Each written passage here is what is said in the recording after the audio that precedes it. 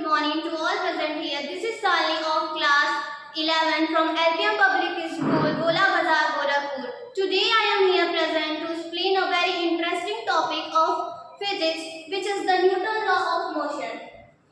So, have you ever think why a ball stops after moving some time? Why we fall forward when a bus suddenly stops, and how we are able to walk? Well, the answer of these answers are related to force and Newton law of motion. So, firstly, let's understand what is force.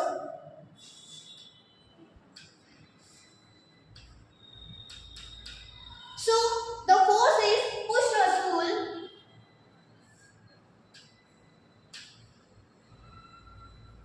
which acts on an object. The force can change shape and size of an object.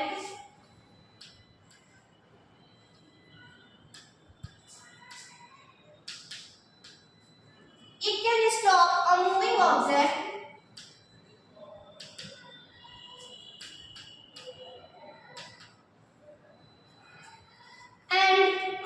and make a stop object to move.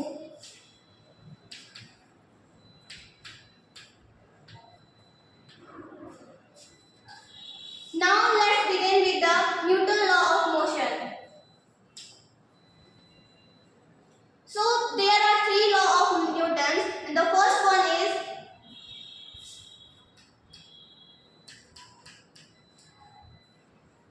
the body which is in rest or motion can't change its position of rest or motion until and unless external. So the Newton's first law of motion is state that a body can't change its state of rest or motion until and unless a external force applied on it. So,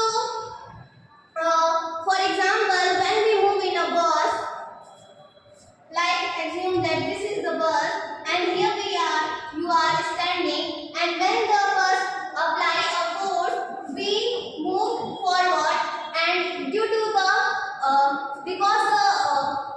this is because of the inertia. And it is the inherent property by which we can't change. It is the inherent property by which we used to. So the inertia states that the inherent property of object by virtue of it can't change its position of rest or motion. Now we move toward the Newton's second law. So the Newton's second law states that the rate of change of linear momentum by which the rate of change of linear momentum that is equal to the applied force. And for example, when we kick a ball, we apply a force on it due to which it accelerates.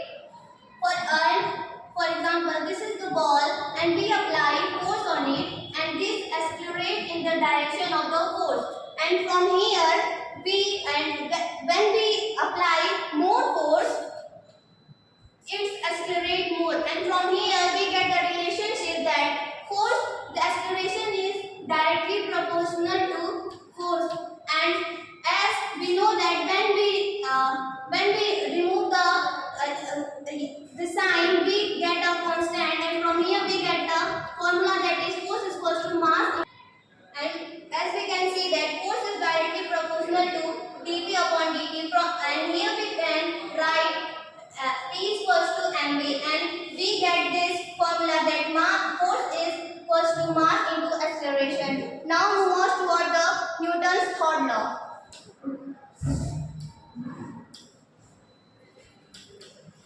So the Newton's third law states that every action has equal and opposite reaction, but action and reaction always occur in two different bodies. And let's take an example. For example, when a person moves on a road,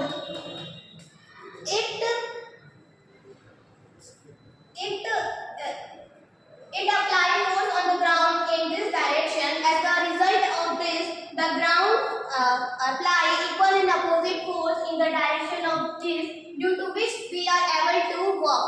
And one is the exception of this.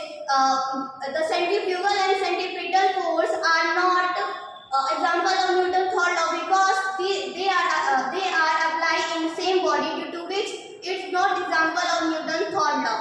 And this is the whole explanation. Thank you for listening me.